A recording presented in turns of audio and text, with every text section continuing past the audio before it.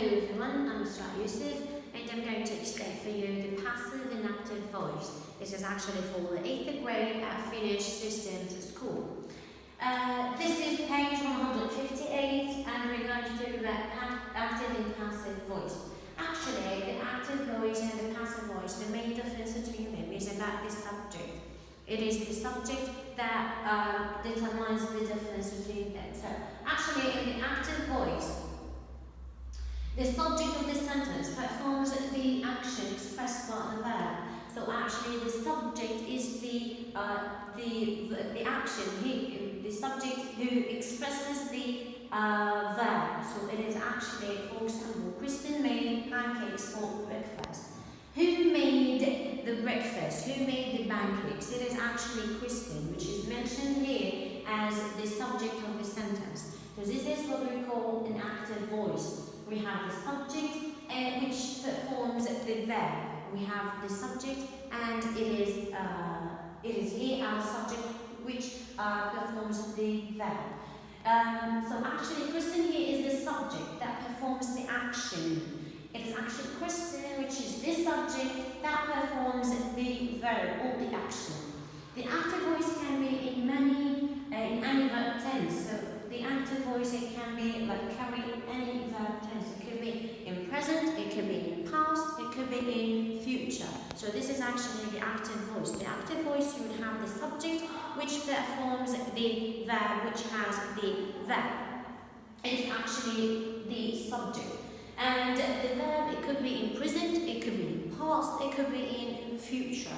It could be in any kind of tenses. Okay, this is actually the active. For example, reporters write news reports. So reporters, who did the action of writing a news report? It is actually the reporters. So you have here the reporters, which is the subject who performs the writing, the verb, or the action of writing a news report. Okay? Now let's get to the passive voice. Passive voice, here the action is expressed by the verb performed upon the subject of the sentence. So it is action. The noun that would typically be the object becomes the subject. So here you would have like the object and followed by the verb, and the subject could be at last. For example, I started here my sentence with the pancakes. Pancakes actually was here the object. Now it is the subject here. But the pancakes were made by Kristen. The pancakes can't make itself by itself. So actually you have an unknown doer of the action. And here it is mentioned at the end of the sentence, which is a Kristen, Kristen who made the breakfast or the pancakes. So actually here I have like the object, I started with the object and ended by the subject. And the object here is actually the object which was here, which is the pancakes. Here comes the subject. This is actually the passive voice. We would have the object at first and followed by the verb. Okay, but here I change the verb and we are going to talk about how I can change the verbs according to this rule. Okay, so here it is actually the pancakes is the subject. Okay, it is here the subject, but it is acted upon. Sometimes the noun that performs the action, including the sentence. Sometimes you might have the noun, you might have the doer of the action included in the sentence, and sometimes you will not have the noun. For example, the pancakes were placed on the kitchen table. If I said that the pancakes were placed on the kitchen table, you don't know who placed it. You don't have the doer of the action. You don't know who is the doer of the action. It might be anyone. But pancakes can place itself by itself. So you must have the doer of the action. So this is actually what you mean by passive. Passive, you are not familiar. You might be familiar or not familiar with the doer of the action. And if the doer of the action or the subject is mentioned in the sentence, you might have it at the end of the sentence, followed by a word which is by. In this case, which is the pancakes were placed on the kitchen table, it is not clear who or what placed the pancakes unlike the active voice, you would know who put or placed the pancakes on the kitchen table. So, the passive voice can be in any verb tense. Also, the passive voice can be in any verb tense, including present, past, and future. And the passive voice usually includes the form of the verb to be, such as am, are, was, were, is, be, or been. It is actually, the passive voice might have the form of the verb be, which is am, are, was, were, is, be, or been. Okay? It might have none of them. For example, the laundry is being rinsed by the washing machine right now. The laundry can rinse itself by itself. So it is actually an object, but here it is placed as the subject. Okay? And you have the doer of the action, the doer of the rinsing, which is the washing machine. So you have the subject or the doer of the action mentioned at the end of the sentence.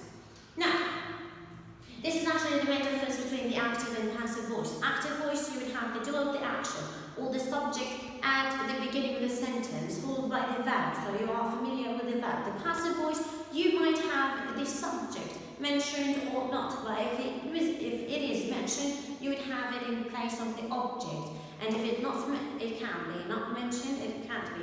It can be not mentioned, but you would have it as an unknown. You would not know who is the doer or what is the doer. Okay, now let's move for the examples, which is, you have the example, which is reporters write news reports. You have here the subject and you have the doer of the action, which is the reporter. So it is actually an active sentence, okay? Now, if I want to change it into the passive, I would put the news reports, which is the object here, in the place of the subject. News reports are written by reporters. You have the word by. If I have the word by, it is followed by the subject or the doer of the action or who did the action. So news reports are written by reporters. Here the subject is mentioned. The doer of the action is mentioned. Mike is baking a cake. Mike is baking a cake. A cake is being baked by Mike. A cake is being baked. The cake can bake itself by itself, so it should be someone or something that is baking the cake. You have here, they were decorating the hall when I arrived. The hall was being decorated when I arrived. So they were decorating. They, actually the doer of the action, the doer of decorating. So they are the doer of the decorating. But the hall can decorate itself by itself. So it should be someone who is decorating the hall, and in this case, which is they. Okay?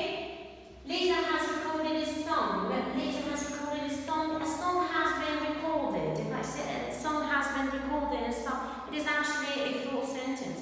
And the subject or the doer of the action is not mentioned here by Lisa. So you can have the subject or the doer of the action can be mentioned or it can be mentioned.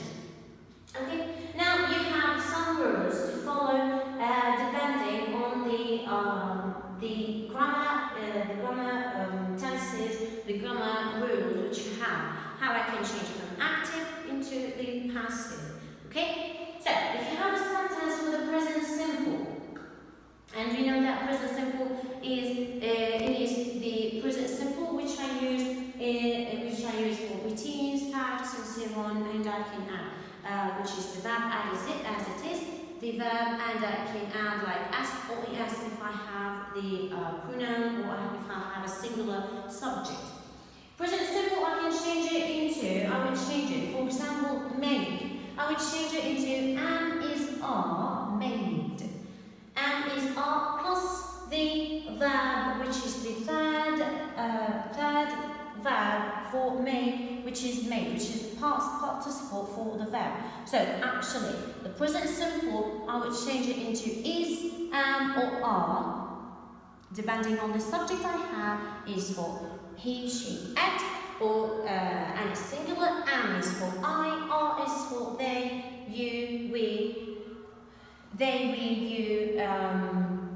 This is for are, okay? And it will be the past participle. You should memorize these rules and you should be familiar with these rules. Okay, so present simple will turn into is, am, are plus past participle, which is the verb 3 of the verb tenses. Okay, you might have the present continuous. Present continuous is actually, which is am, is, are plus verb ing. This is actually the present continuous.